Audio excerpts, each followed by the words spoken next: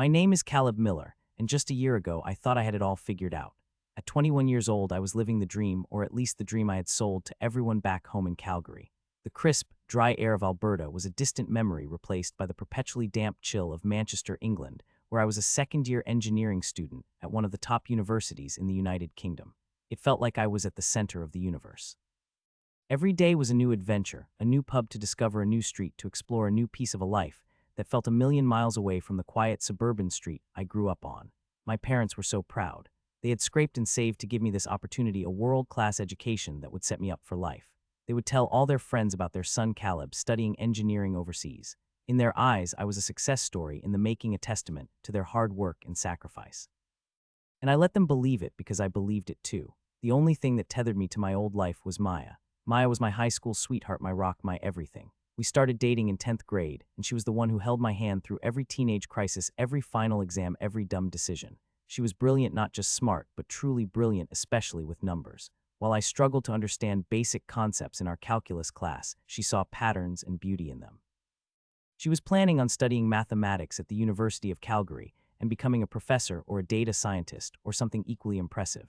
When I got my acceptance letter from Manchester, we both cried. We knew what it meant. A long-distance relationship is hard for anyone, but spanning an ocean and a 7-hour time difference felt like a monumental challenge. We promised each other we would make it work. We promised daily video calls, endless texts, and visits during holidays. We were Caleb and Maya. We were endgame. We could handle anything. For the first few months, we did. I would wake up to good morning texts from her sent just as she was going to bed. I would call her on my walk to class telling her about the funny professor or the strange British food I had tried. But the reality of my new life started to set in, and it was not as glamorous as I made it seem.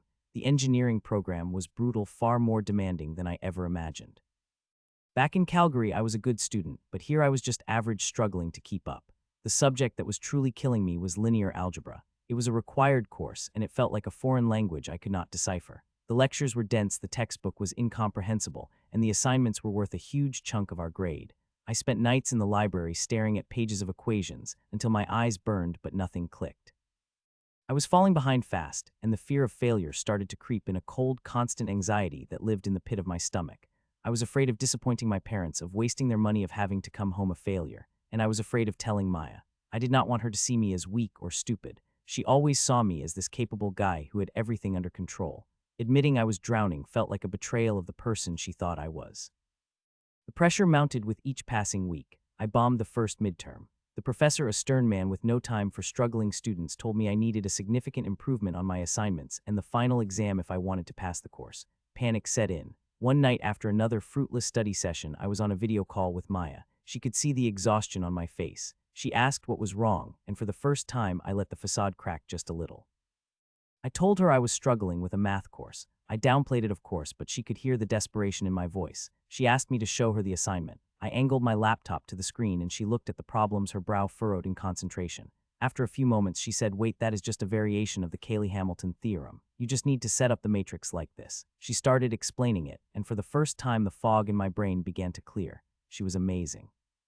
She made it seem so simple. At the end of the call, she made an offer. "Why don't you send me the assignments? I can look them over and help you with the tough spots." It seemed innocent enough, a helping hand from my brilliant girlfriend, so I sent her the first one. A day later, she sent it back completely finished with neat, detailed solutions for every problem. "I just have to rewrite it in my own hand," I told myself. "It is not really cheating. She's just tutoring me from a distance." I got a 98% on that assignment. My professor even gave me a rare compliment in class. The relief was intoxicating. It was like a weight had been lifted from my chest. So I sent her the next one, and the one after that. It became our routine. I would get the assignment, email it to her, and a day or two later, the solutions would appear in my inbox. Our calls started to change. We talked less about our lives and more about the coursework. I would ask her to explain a solution so I could at least pretend to understand it if I was ever asked. She never questioned it. I think she genuinely believed she was helping me succeed. She was so invested in our shared future that my success was her success. She was propping me up, holding my dream together with her intelligence and her love, and I let her because it was easy. I was passing my hardest class, my parents were happy, and my life in Manchester could continue. I had solved my problem, or so I thought. The truth is I had just made a deal with the devil, and I did not even know the price I would have to pay. With my academic stress gone, I started to enjoy Manchester more. I went out with friends, I explored the city, and I started to feel like I belonged. That is when I met Chloe. She was in my program, a British girl with a sharp wit and a laugh that could fill a room. We were paired up for a lab project, and we hit it off immediately. She was everything Maya was not. She was right there with me, sharing the same experiences, laughing at the same inside jokes. She did not know the old Caleb from Calgary. She only knew the new confident version of me, the one who was acing his classes and living an exciting life abroad. Our study sessions for the lab turned into coffee dates, which turned into late-night talks at the pub. I knew it was wrong. Every time my phone buzzed with a text from Maya, a wave of guilt would wash over me. But then I would look at Chloe and the guilt would fade, replaced by the thrill of the present moment. I started to rationalize my behavior. Long distance is unnatural, I told myself. Maya and I are growing apart. This is just a temporary thing. But it was not temporary. I was falling for Chloe, and I was actively deceiving the woman who was single-handedly saving my academic career. The juggling act began. I lived by the time zones. My mornings were for Chloe, my nights for Maya. I became an expert at lying, creating elaborate stories to explain why I could not call or why I sounded tired. I was living two separate lives, and the strain was immense. I was constantly on edge, terrified of slipping up, of mixing up names or details. My friends in Manchester knew I had a girlfriend back home, but they saw me with Chloe all the time. They started giving me questioning looks. One of my closer friends, Liam, pulled me aside one day. "Mate, what's going on?" he asked. "You're playing a dangerous game." I brushed him off, telling him it was complicated, that he did not understand. But he did. Everyone did. The only people who did not know the truth were the two women at the center of my lies. I tried to solve the problem of my double life by becoming a better liar.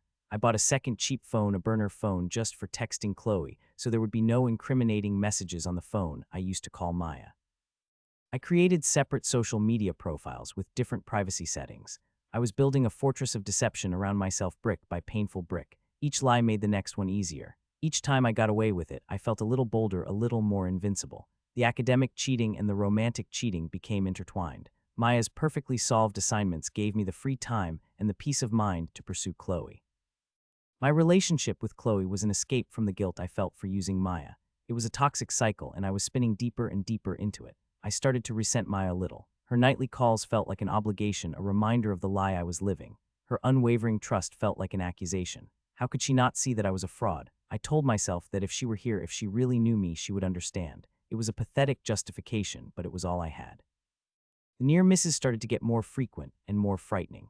One evening, I was on a video call with Maya in my room when Chloe, who had a key, knocked and walked right in. I slammed my laptop shut so fast I nearly broke it. I told Maya my internet had cut out and spent the next hour calming a confused and slightly suspicious Chloe, who had heard a female voice.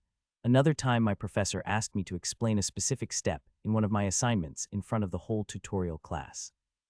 It was a problem Maya had solved a week before. My mind went completely blank. I stammered and sputtered some nonsense about using a different method at home. I could feel the professor's eyes on me, his expression a mixture of disappointment and suspicion. I barely scraped through, but the terror of that moment stayed with me for days. I was not just failing as a boyfriend, I was failing as a student too, despite my perfect grades. I was an imposter in every sense of the word. Things were getting worse, not better. The hole I was digging was getting deeper, and I was starting to realize I did not have a ladder to get out. My attempts to manage the situation were failing. The lies were becoming more complex, the risks greater. The guilt was a constant companion, a dull ache that never went away. I was losing sleep, my appetite was gone, and I was snapping at everyone. I felt like I was going to break. And then came the moment that shattered everything. It was my birthday. Maya had sent me a huge care package from home, filled with all my favorite Canadian snacks and a hand-knitted scarf. We had a long video call, and she told me how much she missed me and how she was saving up to visit during the summer. I felt like the lowest form of life on the planet. Later that night, Chloe threw me a surprise party at her apartment. All our university friends were there. We were all laughing and drinking, and for a few hours I managed to forget about my tangled life. Chloe gave me a beautiful watch as a gift. She kissed me in front of everyone, and someone took a picture. It was a perfect picture. We looked so happy, so in love. The next day, still buzzing from the party, I made the stupidest mistake of my life. I posted the picture on my Instagram story. I had a close friends list that I thought was safe. I had carefully curated it to only include my new friends in Manchester. I was sure I had removed Maya from it months ago, but I was wrong. I had been so focused on managing my two lives that my digital housekeeping had gotten sloppy. I had not removed her. I had just muted her stories so I would not have to see what she was up to. I did not realize she could still see mine. I did not even think about it until my phone rang a few hours later. It was Maya. I answered cheerfully, "Hey you." Her voice was quiet, cold. "Who is Chloe?" she asked. My blood ran cold. The world stopped spinning. There was no point in lying. She had seen the picture. She had seen the kiss. She had seen the happy birthday comments from people she had never heard of. The fortress I had built came crashing down in a single moment. I tried to explain to stammer out some pathetic excuse about how it was not what it looked like, but the words caught in my throat. The silence on the other end of the line was deafening. Then she started to speak, and her voice was filled with a pain so deep it felt like a physical blow. All this time, she whispered. All those nights you were struggling with your homework, it was all a lie. I begged, I pleaded, I apologized. I told her I would end it with Chloe immediately, that she was the one I wanted. I promised I would change, but my promises were worthless. I had broken something that could not be fixed. I did your assignments, Caleb, she said, her voice now trembling with a quiet fury. I stayed up all night working on your future because I thought it was our future. You used me. You made me a part of your lie.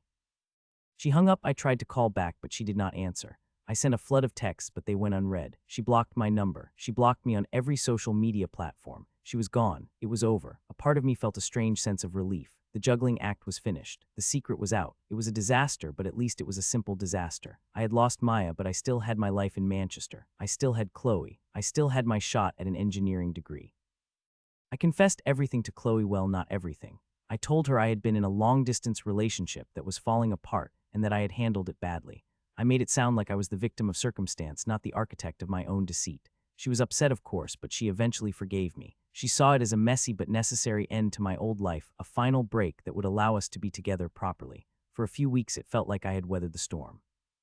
Life returned to a new kind of normal. I was exclusively with Chloe. My grades were still perfect thanks to the last few assignments Maya had completed before she found out. I told myself that I had learned my lesson. I had been reckless and stupid, but I had come out the other side. I was at my lowest point, having lost the girl who had loved me since I was a kid, but I was rebuilding. I thought the worst was over. I had absolutely no idea what was coming. The revenge, when it came, was not loud or explosive. It arrived quietly in the form of an email. The subject line was "Urgent meeting regarding your academic standing." It was from the Dean of Engineering's office. My heart hammered against my ribs. I thought it must be about my poor midterm score, even though my assignment grades had pulled my average up significantly. I tried to reassure myself. It was probably just a standard warning, a check-in. I went to the meeting feeling nervous but not terrified. I walked into the dean's office, a large, intimidating room lined with books. The dean, a formidable woman named Dr. Albright, was sitting behind her large oak desk. My linear algebra professor, Mr. Davies, was sitting in a chair beside her, his face grim. They did not ask me to sit down. Dr. Albright looked at me over the top of her glasses, her expression unreadable. "Mr. Miller," she said, her voice calm and even. "We have received a communication concerning your coursework in MA 207 linear algebra." She gestured to a thick manila envelope on her desk. "This package arrived by courier this morning. It was sent from Calgary, Alberta." My blood turned to ice. I could not breathe. I knew instantly. It was from Maya. Dr. Albright opened the envelope and slid a stack of papers across the desk towards me. On top was a handwritten letter. I recognized Maya's neat cursive immediately. Below it were pages and pages of mathematical equations, also in her handwriting. They were her original drafts of my assignments. They were covered in her notes, her crossed-out mistakes, her thought processes. They were undeniable proof. "We have here a letter from a Ms. Maya Sharma." Dr. Albright continued, her voice cutting through the ringing in my ears. "In it, she details a rather disturbing arrangement. She claims that she has been completing your assignments for this course for the entire semester." Mr. Davies picked up one of my submitted assignments and one of Maya's drafts, placing them side by side. The final answers were identical, but the handwriting was clearly different. The path to the solution was laid bare on Maya's pages, while my submissions were just clean final copies. I was caught, utterly and completely. Ms. Sharma was very thorough. Dr. Albright said a hint of something that might have been admiration in her voice. She included dated email exchanges where you sent her the assignments, and she sent back the solutions. She provided screenshots of text messages where you thanked her for her help. She even included a printout from your Instagram account.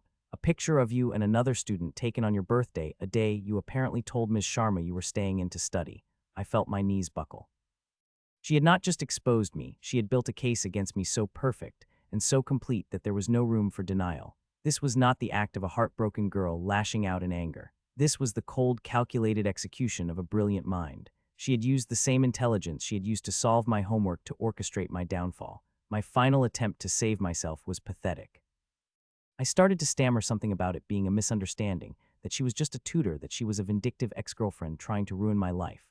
Dr. Albright held up a hand, silencing me. "Mr. Miller, the university has a zero-tolerance policy for plagiarism and academic fraud. What you have done is one of the most flagrant violations I have seen in my career. You did not just copy a few sentences from a website. You outsourced your entire academic responsibility.